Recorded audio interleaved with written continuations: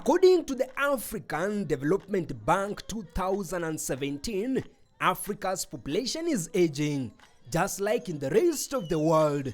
But the continent's governments are badly equipped to handle the growing number of older people. The problem is compounded by deterioration in traditional patterns of family support in majority of families in Africa. The growing urbanization and the effects of HIV and AIDS that leaves the senior citizens with the heavy burden of supporting the orphans. In Kenya, we have had this scenario of all the young people moving towards the towns and leaving their old parents back at home. And unfortunately for some of these parents, these young people stay too long or concentrate so much on the jobs they do in the cities, or some of them also don't have jobs, but they are in the cities. And these people actually remain in the wilderness or in the villages unattended.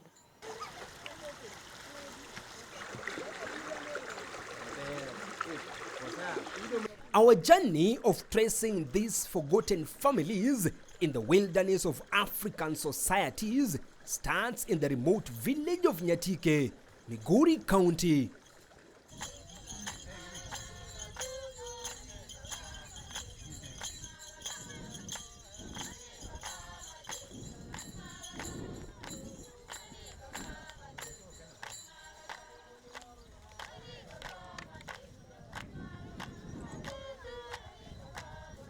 Living in a polygamous marriage was the worst nightmare in her life.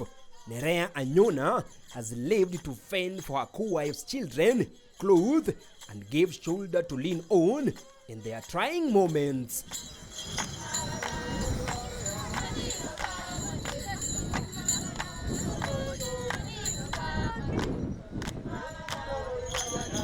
At the age of 80, Nerea lives in neglect, and her surviving two sons rarely recall her existence. The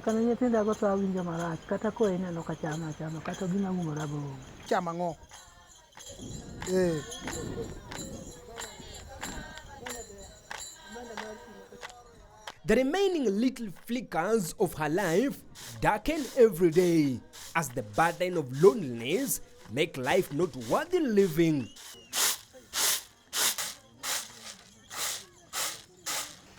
I think when you are talking to many old elderly people in those villages, you will see the pain they have. My son has taken like 6 months, he has not come home. My daughter, some of them even want you to help them, engage you to help them locate their sons that have since gone to look for jobs in Nairobi, Kericho, and wherever. Poverty smells right at her doorstep. As she prepares her last supper of daga, she hangs on the hope of the better tomorrow. Anyona has lived to embrace one meal in a day that comes with the aid of well-wishers, despite having both sons who are doing well in life. If you sit these old people down to talk, these people are a serious resource. And the Ministry of Culture and Gender, something like that, should make good use of these people. I think even you, the media fraternity, maybe some program can be created where you get these old people in the village, have them interact with young people, passing down the information that they have, those cultural issues. I believe all our cultural issues are not bad. The tales of sorrow are enormous in this village of Nyatike. Every corner there is an ailing heart. Margaret Odira lost her husband 2 decades ago. In the year 2000, she lost her only son who was a pillar in her life.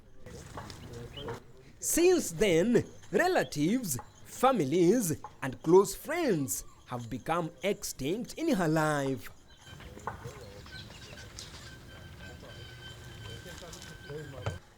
This animal hide has been her bed for a couple of years after all her belongings were turned to ash after her house was set ablaze.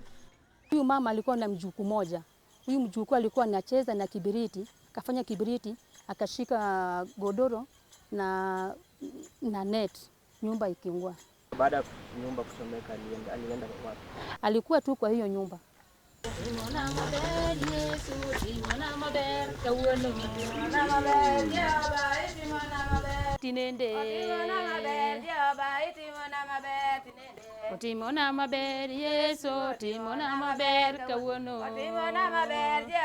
otimona maber kawuono. Otimona maber Yesu, otimona maber kawuono. I find that in Migori County, not only Migori, in Kenya, there is no stable kitty put aside for these women. And we find that because of the economic crisis, most of the families neglect them because of the burden other families are having.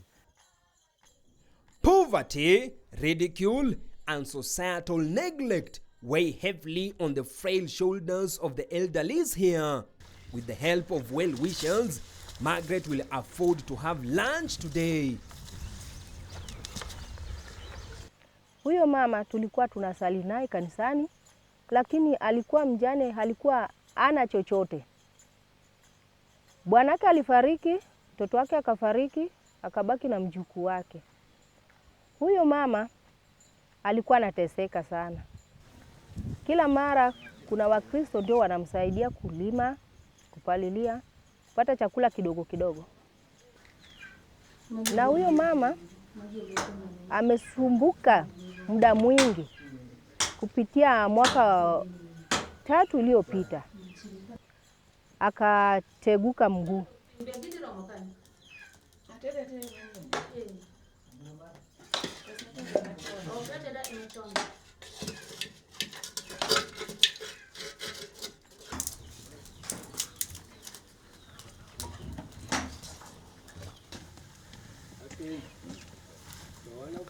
On this Migori County, we have many widows, we have many orphans, we have many people with disability, and Women Rep Office stands to empower the widows, the orphans, the challenged people, PWD people, and we get that in this office of Women Rep every quarter. Once we receive the money from the GAF, Dr. Pamela will put aside some money to help these widows.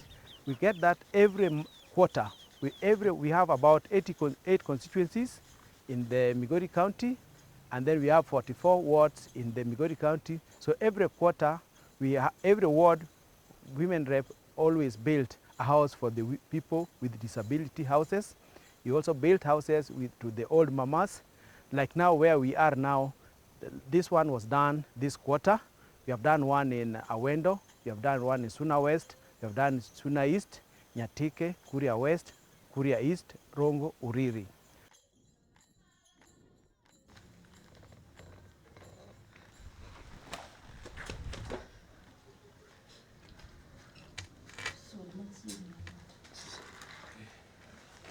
I will call this group the forgotten family.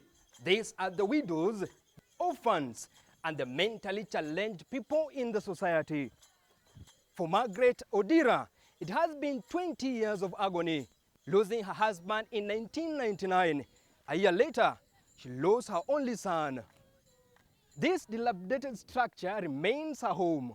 With no help coming her way, she is compelled to live here.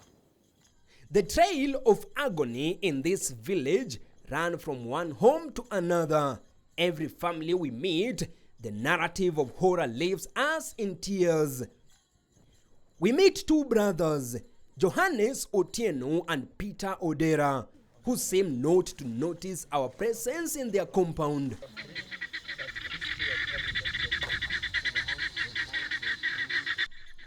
Johannes, the eldest son, rests his grey-haired round head on the traditional 3-legged stool. He can't even tell what day of the week is, nor time of the day. They have been in this mental condition for over 2 decades. With no family coming to their aid, their lives hang barely on the mercies of the Almighty.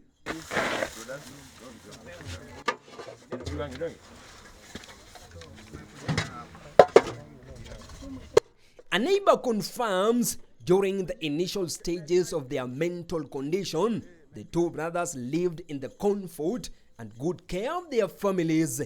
But when the condition worsened, they were tossed in the world of misery. Huyu ni simeji yangu ya ukoo, sio yangu. Sasa anakuja kwangu, nakupa unga, analetea yeye huyo, anapika. Hii shida yao ilianza lini? Wazazi yake walikufa kitambo, walizaa watoto, nimejua watoto watatu. Msichana moja alikufa, wakabaki wawili wavulana. Wao wako na shida gani? Wana mke. Sasa sijui nisemaje, shida ya nini, ya kichwa hakuna. They have only one active sense: hunger. Anytime their stomachs start rumbling, the neighbor has to bear the good Samaritan heart.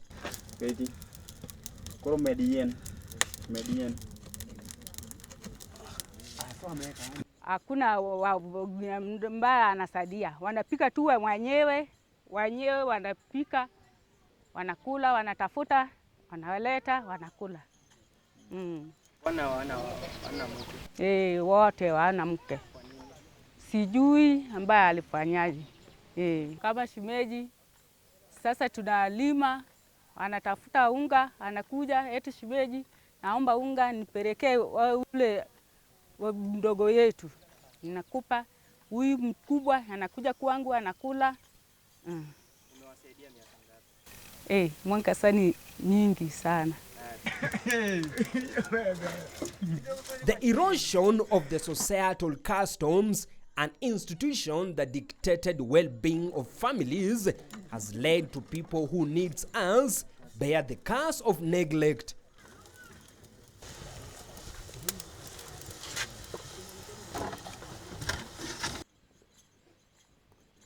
From the sad story of the widow Margaret Odira, now I'm joined with the two brothers who have mental problem. No help from their side. They have lived in this hut for several years. No relative coming to their aid.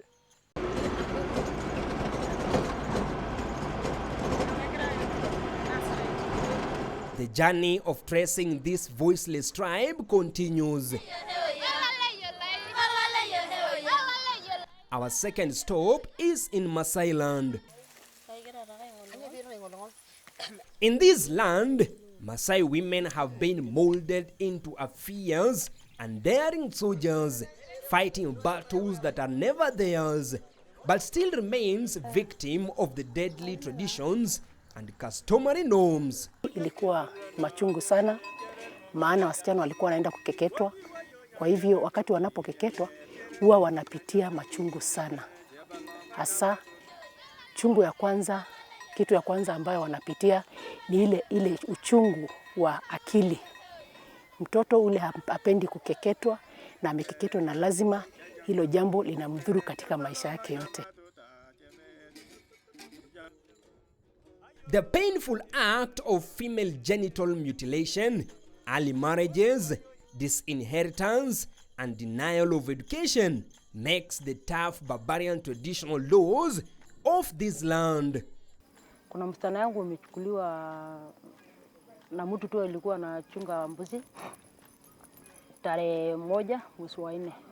Yaani iko kijana amechukua kama bibi. Akamwambia kwa sababu wewe uko na shida na sina baba yako anaweza kusoma wewe, wacha mimi nichukue wewe akuwe bibi yangu. Hata huyu msichana akadanganywa tu hivi akaenda.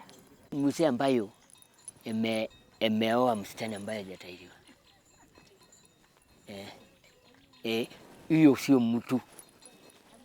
Haiko kando. Kwa maana wewe hujaoa mama ambaye ametahiriwa, umeoa msichana.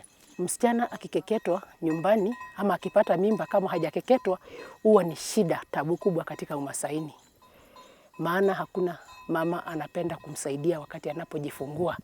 Wanasema ya kwamba damu yake ni mbaya, damu yake iko na na kasi.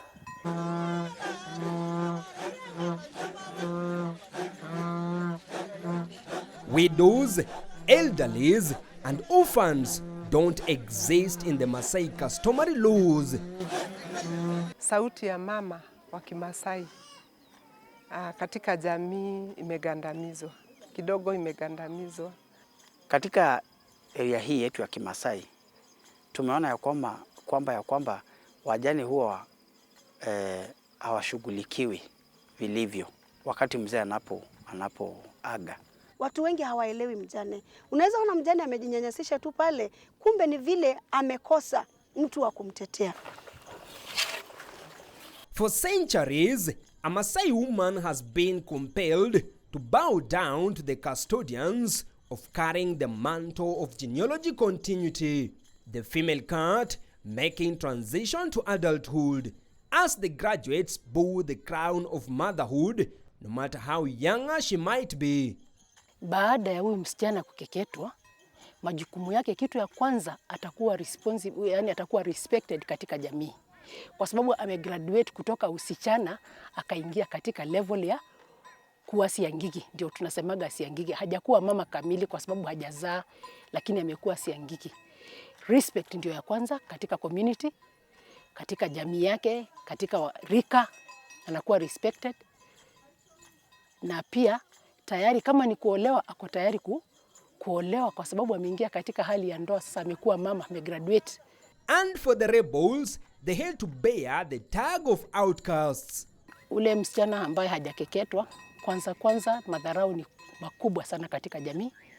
Huyu atambuliwi kama ni mtu wa nyumbani, anadharauliwa, anaonekana hajafanya vizuri, hajaheshimu wazazi, hajaheshimu community, hajafanya yale ambayo yangefanyika katika jamii.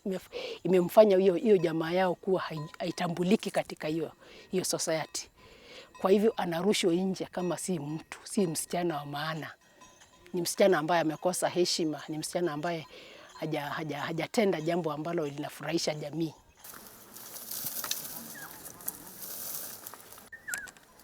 It is a bright morning. Peter Naibor is on the ranks of the wealth influential men in Maasai land. His respect comes with hundreds of cows he has. In 1983, he was crowned as the most experienced Maasai traditional doctor, overseeing cat for men. As a jury, his clock was ticking as his daughters were vibrantly approaching the card stage. Niko na wasichana 4 na hakuna moja nimetairiwa, nimekataa mimi. Angala hata nimewachwa na mama, nikiwa na watoto mama alikuwa ameaga. Naibor became the first member of the council to break the silence of no to FGM. Na baada kuona mimi hata mpaka kwa hospitali pale kuona ugonjwa ni anasemekana anakufa kina mama, kwa nini anakufa? Mpaka tukapata madaktari yetu akaambia hapana, hii ni kulingana vile ulikuwa anakatwa. Na tena anakata mbaya, sio hati kidogo vile ulikuwa tunaona. Kumbe mavista ya mwili anaharibu. Sasa ndio akaingia sisi akili tuache hii nini wengine. Sasa tukaanza kuacha mmoja. Ukieleza wale hilo sio mzuri. Kwa maana ukikata hii bana ndio hiyo kina mama nakufanga tu. Unasikia mama imesana kaenda. In the Maasai customary laws, widows have no voice, no rights of inheritance. For the widow Teleo Yankao has nothing to smile of. From forced marriage to being a young widow, the diary of these events has hardened her to a hardcore Maasai woman. So huyu mtoto akapitia uchungu mara 2, kwamba aliozwa akiwa mtoto wa miaka 16 na baada ya kuozwa kwa miaka 16 na akaja tena akapitia uchungu mwingine mkubwa wa kupoteza mume wake na akafikia maisha ya uchungu mpaka unamuona na huzunika. Wengine wanaona kama ni akili imeharibika, kumbe si akili imeharibika, ni yale mambo ambayo ilipitia. The burden of widowhood is too heavy for these elderlies to carry alone. The society has given them a cold shoulder, never to heed their cries of retrogressive customary laws. Akasema atataka wanawake wajane wawe pamoja. Akatafuta Joyce Naibunga kainole. Shika mkono sana. Andala jaho mairo gwada. Akasema ameenda hadi Makerere.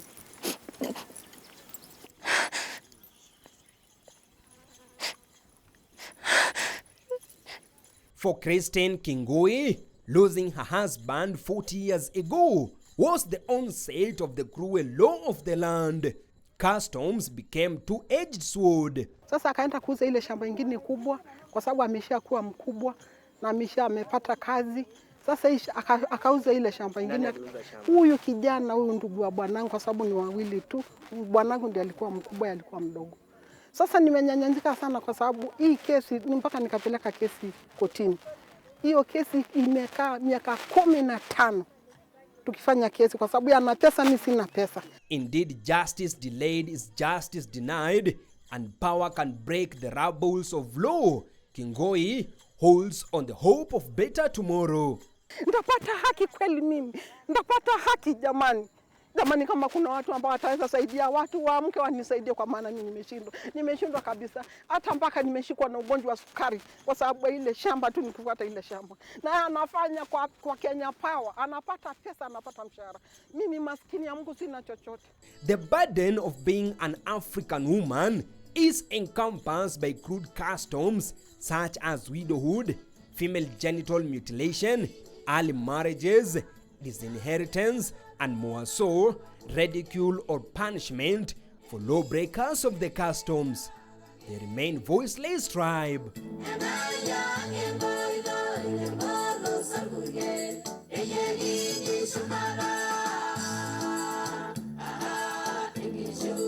Obviously, the greatest thing would be education and prevention, because it's one thing to rescue, but after someone's already had a horrific experience or been abused, then the restoration process is so much longer than being able to educate and prevent before atrocities happen. So I've probably been doing it for 25 years and probably in maybe 15 or 16 different countries, and I'm really grateful to be able to be here in Kenya. This is my first time here, so I'm hoping to partner with the amazing things that are already happening here.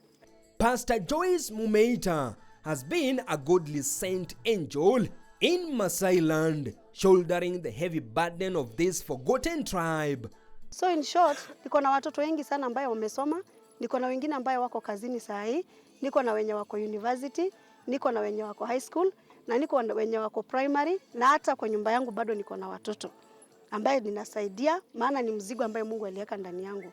Tunawanunulia mashati kama hii, alafu wao wenyewe wanajua kudecorate na hizi beads. Kama jambo la kwanza, ningependa kutafuta mashini ya kusiaga unga ambaye ni biashara ya wamama wajane wataweza kujisaidia kimaisha, na niwafunze kazi ya kupika mikate. Kuna hii bakery, ili niweze kutafuta njia ya kuwanunulia wapate mahali yao, waweze kujisaidia kufanya biashara, nao wenyewe waweze kujimudu katika kimaisha. Kuna pia mambo ya ushanga ambayo tunaona hapa, ili niweze kuwasaidia mambo ya biashara, nitafute njia wapate mahali ya kupeleka mashanga zao ili waweze kujimudu katika maisha. And second is that I would encourage Joyce very much to partner with other players, NGOs, CBOs, church organizations, philanthropists, just to take this across the pastoralist communities to start with, because if that goes there, then it's very easy to spread around the country.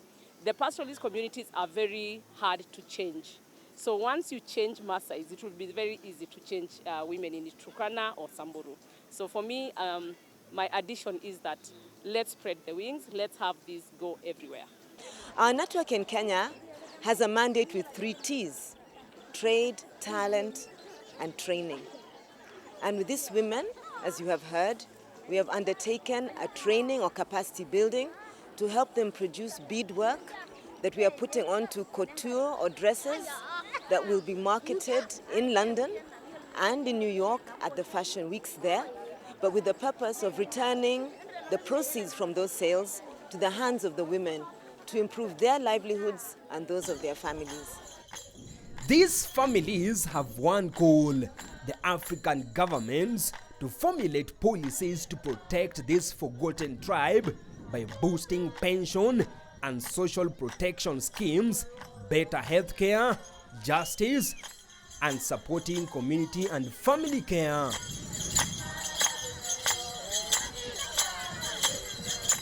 For Culture Quest, I'm Levis Msumba.